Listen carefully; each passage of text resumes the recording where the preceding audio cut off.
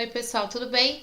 Nesse vídeo eu vou falar um pouquinho sobre os artrópodes, que é um dos filos mais diversificados do planeta, que tem um grande número de espécies catalogadas, cerca de 900 mil espécies são referentes apenas à classe dos insetos, mas existem cerca de 1,2 milhão de espécies pertencentes ao filo dos artrópodes, que são animais invertebrados ainda.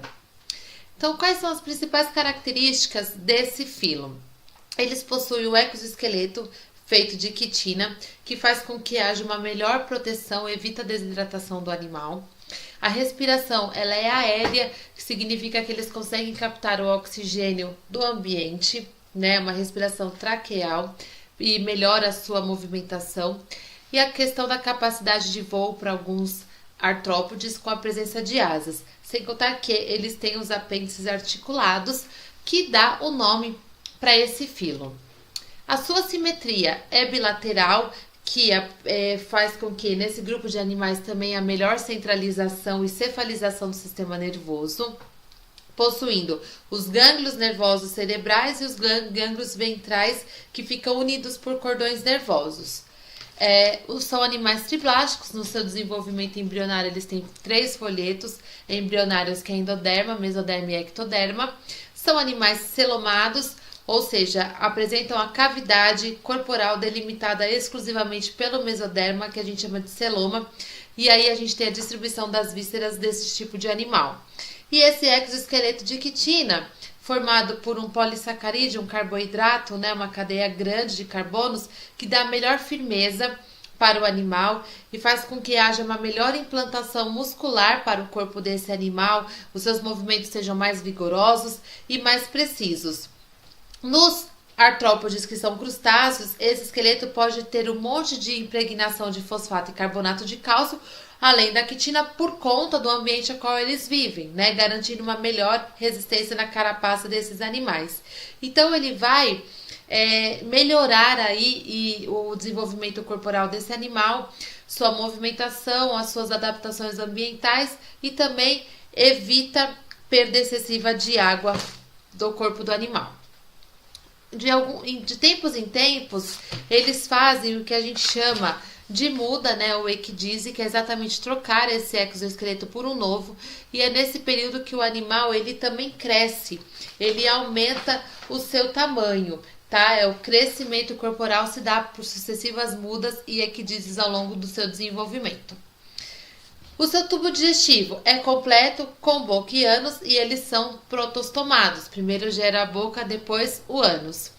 E a respiração pode ser traqueal, como eu falei, para alguns animais que são terrestres, e branquial para os crustáceos que vivem aí no ambiente aquático. E as aranhas, os aracnídeos, eles têm a respiração filotraqueal. Então tem umas traqueias que são modificadas em filotraqueias, que são umas cavidades com bastante vascularização, que vão fazer com que o oxigênio seja circulado através de um pigmento que vai distribuir esse oxigênio do ar.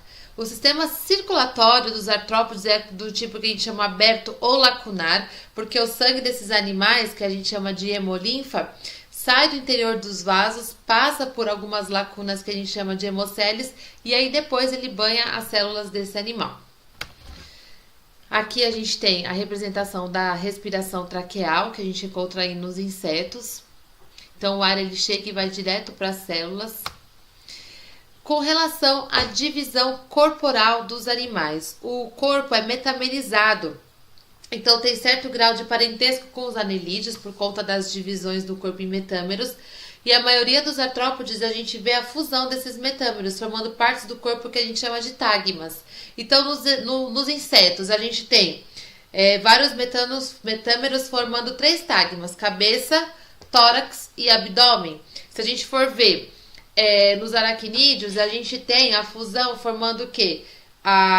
O cefalotórax e o abdômen. Se a gente for nos crustáceos, tem a cabeça e o tórax formando exatamente o cefalotórax e também o abdômen. E os quilópodes e os diplópodes, a gente tem a cabeça e tronco apenas. A excreção desses animais é feita através dos túbulos de Malpighi.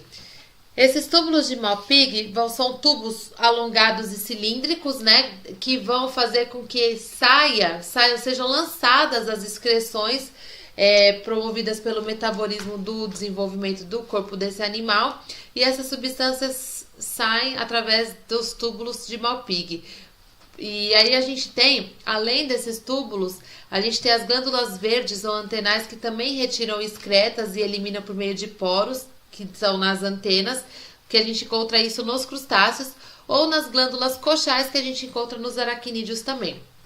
Então, a maioria dos artrópodes tem a excreção através dos túbulos de Malpighi, e outros grupos, né, outras classes possuem também outros mecanismos de excreção, como nos crustáceos, as glândulas verdes nas antenas e as glândulas coxais exatamente nas partes das patas dos aracnídeos. O produto da excreção desses animais vai ser de acordo com o ambiente a qual eles vivem. Então, os crustáceos que vivem no ambiente aquático eliminam bastante amônia.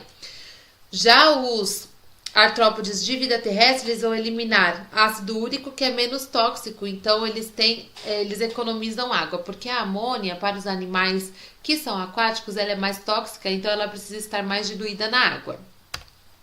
Olha só os túbulos de Malpighi, que vão coletar, né, o fruto do metabolismo para sair aí do corpo do animal todo esse produto que é tóxico para o seu metabolismo. Com relação às suas características reprodutivas, né, os animais artrópodes, eles são dioicos, sexos separados, com a fecundação interna no interior do corpo, e o desenvolvimento embrionário acontece externamente, que pode ser aí por postura de ovos, ocorrendo muitas vezes metamorfoses. O que é isso? Alguns artrópodes vão ter uma metamorfose completa, outros uma metamorfose intermediária e outros não têm metamorfose, que a gente chama de ametábolos.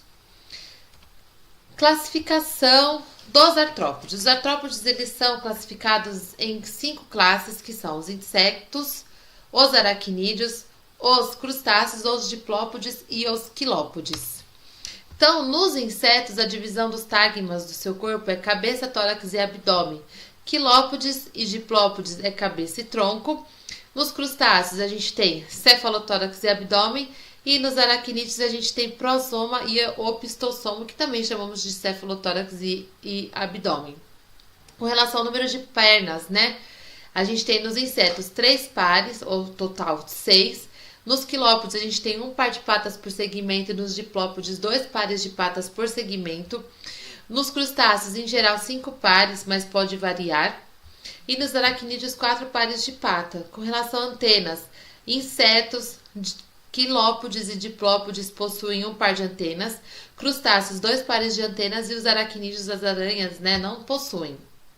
Quelíceras encontramos apenas nos aracnídeos, pedipalpos também só nos aracnídeos e mandíbula tem 1 par de mandíbula nos insetos, nos quilópodes, diplópodes e nos crustáceos. Não encontramos nos aracnídeos, porque eles vão dilacerar o seu alimento através das suas quelíceras e dos seus pedipalpos para manipular o alimento.